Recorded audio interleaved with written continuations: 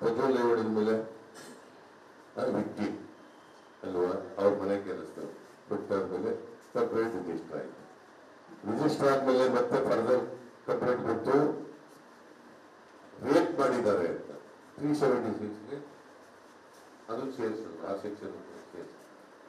ಇದಾದ್ಮೇಲೆ ಈ ಜೆಡಿಎಸ್ನವರು ಷಡ್ಯಂತ್ರ ಮಾಡಿದ್ರೆ, ದೇವೇಗೌಡರ ಕುಟುಂಬದ ಮೇಲೆ ರೇವಣ್ಣನ ಮೇಲೆ ಷಡ್ಯಂತ್ರ ಮಾಡಿದ್ರೆ ಇವನ್ಯಾಕೆ ಸಸ್ಪೆಂಡ್ ಮಾಡಬೇಕು?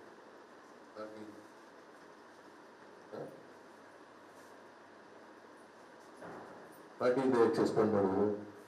ಆಮೇಲೆ 6 ತಿಂಗಳಲ್ಲೇ ಗೊತ್ತಿದ್ರು ಕೂಡ 6 ತಿಂಗಳಲ್ಲಿ ಗೊತ್ತಿದ್ರು ಟಿಕೆಟ್ ಯಾಕೆ ಕೊಟ್ಟರು? ಆಮೇಲೆ ಅವ್ರಿಗೆ ಅವ್ರ ಪರವಾಗಿ ಭಾಷಣ ಮಾಡಕ್ಕೆ ಯಾಕೆ ಹೋದ್ರು? ಗೊತ್ತಿದ್ರು. ಏನಪ್ಪ ಎಲ್ಲಿ ಷಡ್ಯಂತ್ರ ಇದೆ? ಸುದರ್ಶನ್ ಹ್ಯಾಂಡಿಕ್ರಾಫ್ಟ್ ಬಿಸ್ನೆಸ್ ನಿಂದ ವರ್ಷಕ್ಕೆ 6 ಲಕ್ಷ ಗಳಿಸ್ತಿದ್ದಾರೆ. ನೀವು ಕೂಡ ಅವರಿಂದ ಕಲಿಬೇಕಾ? ಅವ್ರ ಜೊತೆ ವಿಡಿಯೋ ಕಾಲ್ನಲ್ಲಿ ಮಾತಾಡಬೇಕಾ? ಈಗಲೇ ಫ್ರೀಡಮ್ ಆ್ಯಪ್ ಡೌನ್ಲೋಡ್ ಮಾಡಿ. ಆಡಿಯೋ ಯಾರು ಲೀಕ್ ಮಾಡೋ ಎವಿಡೆನ್ಸ್ ಏನ್ರಿ ಇದೆ? Any evidence you have? ಅಥವಾ ಅಲಿಗೇಷನ್ ಮಾಡಿರೋರಿಗೆ ಎವಿಡೆನ್ಸ್ ಇದೆಯಾ? ಏನೋ ಹೇಳ್ತಾರೆ ಅಷ್ಟೇ.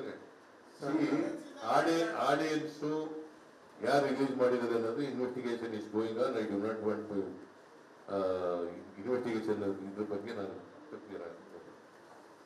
ನಮ್ಮ ಗೌರ್ಮೆಂಟ್ ಕಾನೂನು ರೀತಿಯ ಇನ್ವೆಸ್ಟಿಗೇಷನ್ ಮಾಡಿಸ್ತದೆ, ಕಾನೂನು ರೀತಿಯ ತಪ್ಪಿತಸ್ಥರಿಗೆ ಶಿಕ್ಷೆಯನ್ನು ಕೊಡಿಸ್ತಕ್ಕಂಥ ಕೆಲಸವನ್ನು ಮಾಡ್ತದೆ.